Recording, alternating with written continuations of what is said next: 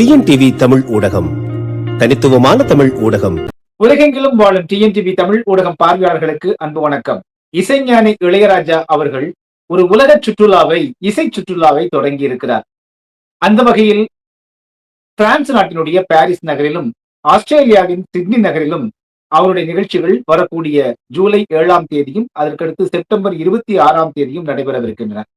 இந்த 2 நாட்களுமே புலம்பெயர் தமிழர்களின் மிக முக்கியமான நாட்கள். அதிலும் குறிப்பாக ஜூலை 5ஆம் தேதியிலிருந்து ஒரு வாரம் கரும்புலிகளினுடைய தியாகத்தை நினைவு கூறக்கூடிய மிக முக்கியமான வாரம் அது. அதே போல செப்டம்பர் 26 என்பது திலீபனுடைய தியாகத்தை நினைவு கூறக்கூடிய அவருடைய தியாக நாள் அது. இந்த 2 நாட்களிலும் இசை நிகழ்ச்சியை வைத்துக் கொள்ள வேண்டாம் என்கிற கோரிக்கையை முதலாக புலம்பெயர் தமிழர்கள் வைத்தார்கள். இது தொடர்பான பல்வேறு கோரிக்கைகள், குறிப்பாக நாம் இப்பொழுது சந்திக்கவிருக்கக்கூடிய பிரான்ஸ் நாட்டில் உள்ள கஜன் அவர்கள் ஒரு தனி கடித அறிக்கையை வெளியிட்டிருந்தார்.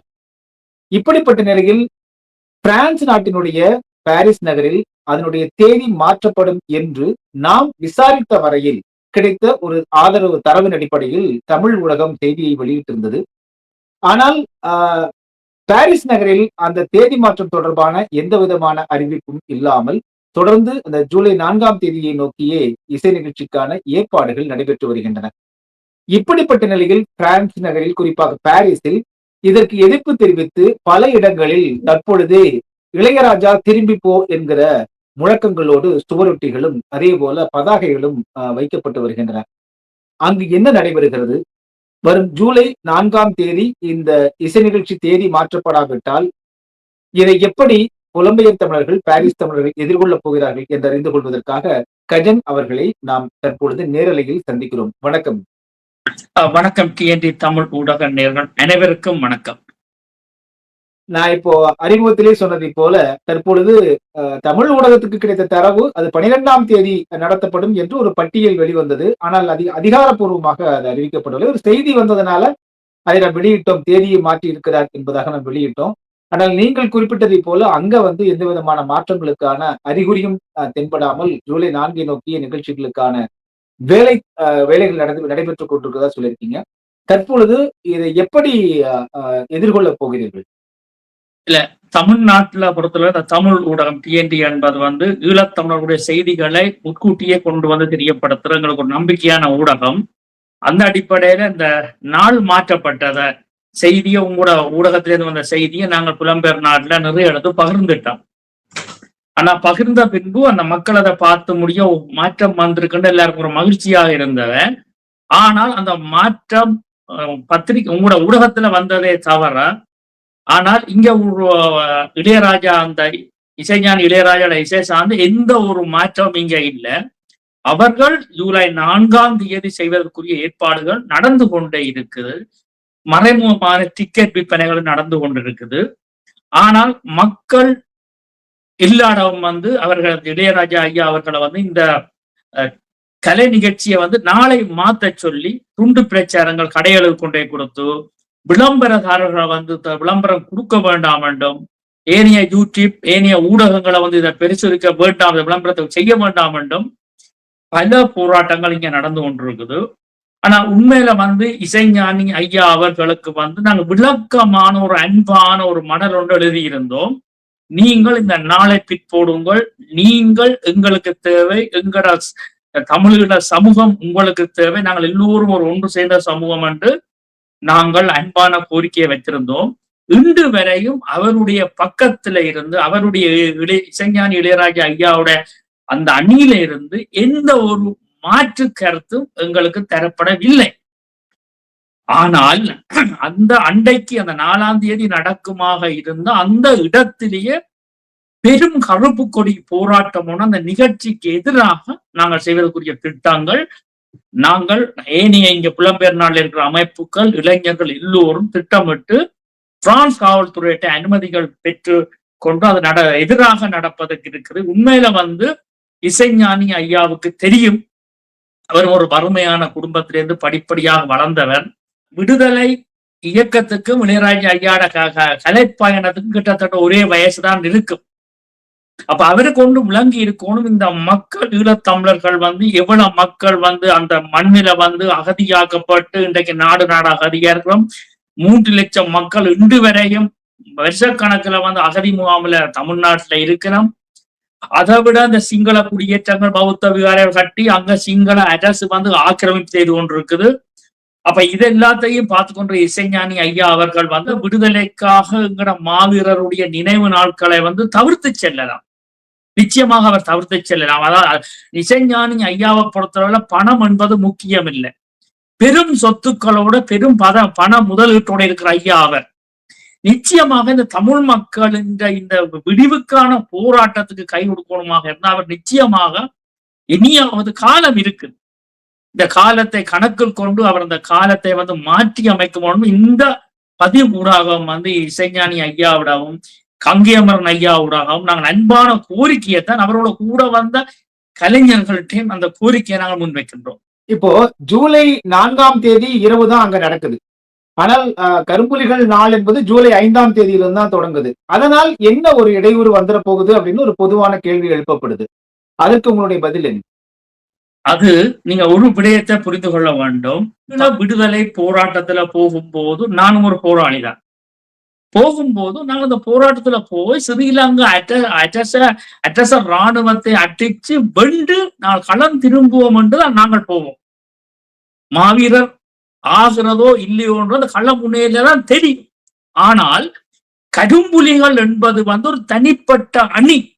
அவர்கள் தாங்களாக முன் வந்து தங்களோட பேரை தலைவருக்கு கடிதம் எழுதி நான் இதை சேரப்பொருள் கொடுத்து அந்த கடிதம் நிலுவையில இருந்து அவர்களுடைய நடைமுறைகளை பார்த்து அதுக்கு பின்னர் பெரும் பயிற்சிகள் கொடுத்து தனிப்பட்டோரு அவர்களை கொண்டு வந்து வச்ச பின்னர் இந்த இலக்குக்கு செல்லும் போது வந்து தலைவரை பார்த்து விட்டு அந்த இலக்குக்கு போகும்போது நான் இந்த நொடிப்பொழுதுல இந்த ஸ்ரீலங்கா அரசு இராணுவ முகாமுக்குள்ள ஸ்ரீலங்காட கடற்படை இடத்துல போய் வெட்டிச்சு நான் நேரம் நிமிஷம் குறித்து போறவர்கள்லாம் 4ஆம் தேதி இரவு வந்து இங்க கலை நிகழ்ச்சி நடக்கும்.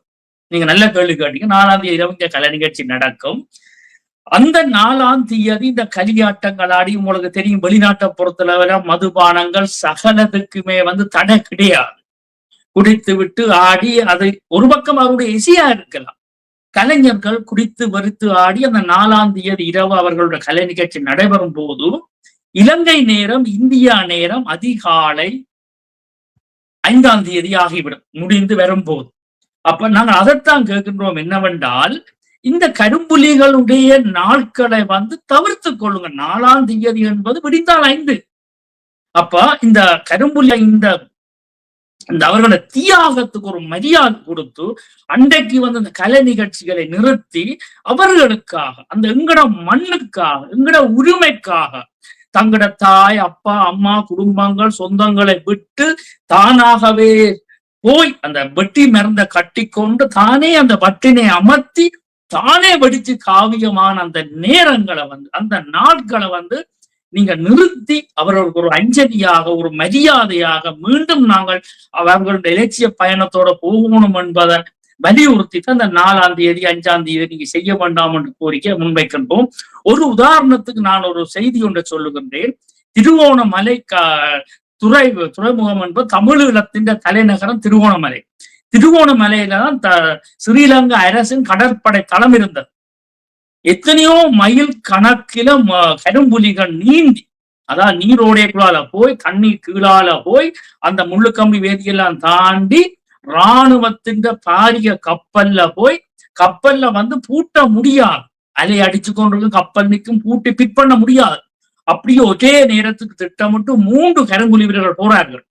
போய் ஜக்கெட் ஃபுல்லா வெடிமருந்த வச்சுக்கொண்டு கையிலையும் சிலிண்டர்ல கொண்டு போய் கப்பலோட அப்படியே முட்டிக்கொண்டு நிக்கிற நேரம் ஒரே நேரத்துல வெடிக்கும். அப்படியான தியாகங்கள் செய்யும் நேரத்துல அந்த தியாகிகளுக்காக நாங்கள் 1 நாள் 2 நாள் 3 நாள் இப்படியான களியாட்டங்களை விட்டால் என்ன நடக்க போதும்? அந்த தவறான கேள்வி சில இடங்கள்ல பேருது 5 தான கரும்புலி நாள். அப்ப அதாவது நாங்கள் சொல்றது நீங்க வெறும் விளக்கி ஏற்றி போட்டு அஞ்சலி செலுத்தி போட்டு போறது கரும்புலி நாள் இல்லை. அவர்களுடைய வீரத்தையும் அவர்களுடைய தியாகங்களை அதை வந்து அந்த நேரத்தில் நாங்கள் நிலைநிறுத்தி கொண்டு அடுத்த கட்டம் எங்களோட தமிழீழ பயணத்தை நோக்கி நாங்கள் பயணிக்கணும் என்பதற்காகத்தான் இந்த இசைஞானி இளையராஜா ஐயாட்ட நாங்கள் கேட்கிறாங்கன்னு இந்த 4ஆம் தேதி நிகழ்வை நிப்பாட்டுங்க, அடுத்த வேற செய்யுங்க என்ற ஒரு அன்பான கோரிக்கையைத்தான் நாங்கள் அவையிட்ட முன் வச்சிருக்கிறோம். பொதுவா நீங்க ஒவ்வொரு ஆண்டுமே இது போல மிக முக்கியமான நினைவு நாட்களில், அதுவும் புலம்பெயர் ஈழத்தமிழர்களால் ஏற்பாடு செய்யப்படக்கூடிய இந்த நிகழ்ச்சிகள் வைக்கப்படுவதற்கு ஏதாவது பின்னணியில காரணம் இருக்குன்னு நினைக்கிறீங்களா? இல்ல, இதுல திட்டமிட்டுத்தான் நான் செயல்பட்டேன். எப்படி என்றால் 2002ஆம் ஆண்டு சமாதான ஒப்பந்தத்தை நோர்வே கொண்டு வந்தது. அந்த நோர்வேக்கு பின்னால இந்தியா, அமெரிக்கா போன்ற வல்லரசு நாடுகள் நின்றுதான் நடத்தினர். நடத்தி விட்டு அந்த போரை 2009க்கு ஒரு இனப்படுகொலையாக கொண்டு வந்து மக்களை கொண்டு காயப்படுத்தி எமது விடுதலை இயக்கத்தின் தளபதிகள் தலைவர்கள் எல்லோரையும் அங்கே கொண்டு அந்த போரை முடித்த பின்பு அவருடைய திட்டம் புலம்பெயர் நாடுகள்ல இருக்கிற இந்த இப்படியான கட்டமைப்புகளை உடைச்சு தாங்கள் ஒரு ஒன்றுமே இல்லாத தமிழர்களை கொண்டு வந்து ஒரு ஸ்ரீலங்கா அரசுக்கு கீழே கொண்டு வந்து மண்டி கட்ட வைக்கணும் என்ற திட்டம். அந்த திட்டத்துக்கு அமையத்தான் மாவீர நாள் வந்தால் தமிழ்நாட்டில இருந்து கலை நிகழ்ச்சி கலைஞர்கள் வருவார்கள். மே 18 வந்தா வருவார்கள். திலீவன் என்ற வாரம் வந்தா வருவார்கள். இந்த இப்ப கரும்புலி நாளுக்கு வந்திருக்கிறார்கள். இப்படியான வேலைகளை ஸ்ரீலங்கா அரச புலனாய்வுத்துறை அல்லது இந்தியா உளவு பிரிவு திட்டமிட்டு 2 நாடும் சேர்ந்து இங்க உள்ள முகவர்களை வச்சுக்கொண்டு, ஏன்னா பணத்துக்காண்டி இங்க இதை நடத்துற முகவர்கள் தங்களோட, நான் இதை சொல்லக்கூடாது இருந்தாலும் சொல்லுகிறேன், தங்களோட குடும்பத்தை கூடி அவர்கள் பணத்துக்காக இழக்க தயாராக இருக்கும் நிலைமையில் தான் இங்க இருக்கிறார்கள். ஏனென்றால் இந்த பெரியோர் விடுதலை இயக்கம் தமிழீழத்தின் எல்லையில் முப்படகட்டி ஆண்ட ஒரு இயக்கம் அழிந்து நிற்க, அந்த இயக்கத்தின் எச்சங்கள், அந்த நினைவு நாட்களை வெறும் இசைஞானி இளையராஜாவும் அனிருத்தும் ஏஆர் ரகுமானும் என்று கொண்டு வந்து கூத்தடிப்பது என்பது எவ்வளவு ஒரு வேதனையான விடயம் என்பதை நீங்க புரிந்து கொள்ளுங்க. நீங்கள் எவ்வளவு ஒரு வேதனையான விடயம். 1 2 எத்தனை ஆயிரம் கரும்புலிகள், ஒவ்வொரு படவுகள், ஒவ்வொரு விமான நிலையங்கள் தாங்களே தங்களோட உடம்புல வெடிமருந்த கட்டி கொண்டு போய் எங்கட மண் விடுதலைக்காக, ஒட்டுமொத்த விடுதலைக்காக தியாகம் செய்தது. ஏன் தமிழ்நாட்டுல கூட தமிழீழ விடுதலைக்காக 23 24 பேர் தீக்குளித்து செய்தார்கள். எங்கட மண்ணுக்கும் தமிழத்துக்கும் தமிழ்நாட்டுக்கும் இந்த தொடர்பு இருக்குது. தமிழீழம் மனோணம் என்பதற்காக தமிழ்நாட்டில இருந்து தீக்குளிச்சு விரைச்சாவடைஞ்சிருக்கார்கள்.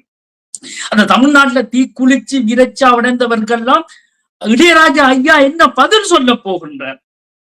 வெறும் அன்னக்கிளி பாட்டையும் பழைய பாடல்களையும் கொண்டு பாடி விட்டால் நாடு கிடைச்சி விடுமா?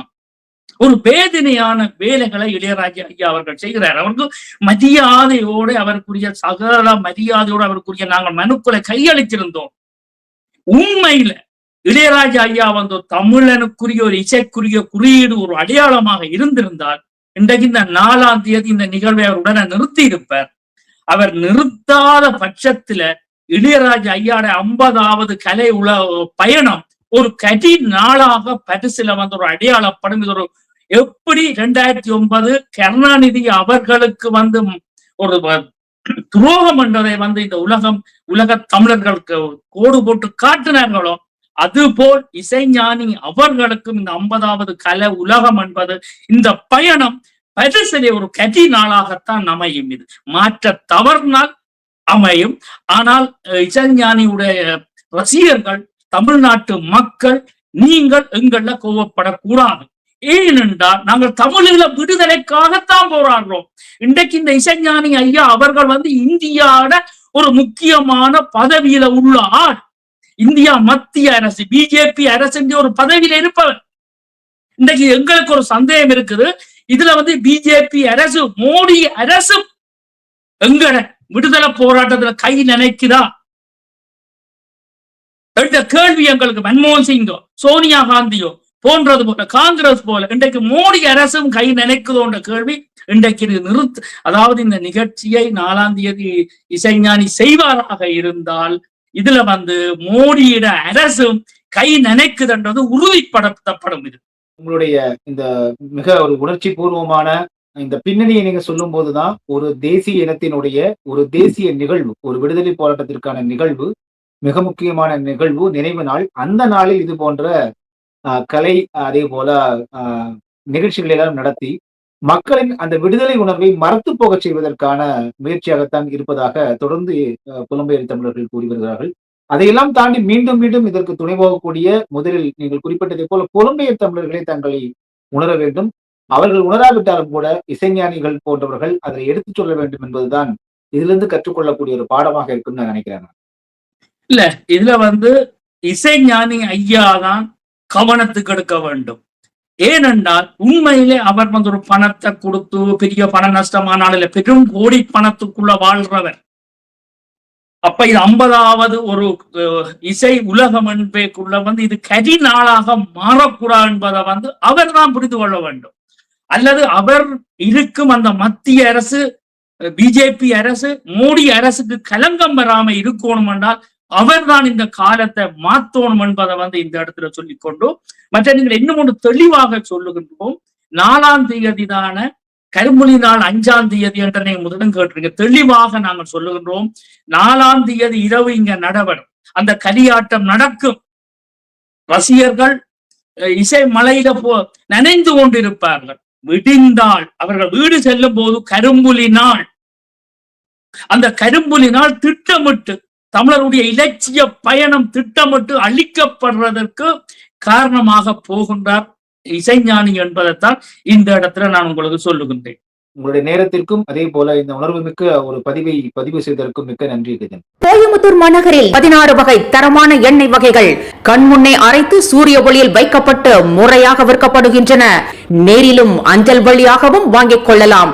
தொடர்புக்கு 9843028388. டிஎன்டிவி தமிழ் ஊடகம், தனித்துவமான தமிழ் ஊடகம்.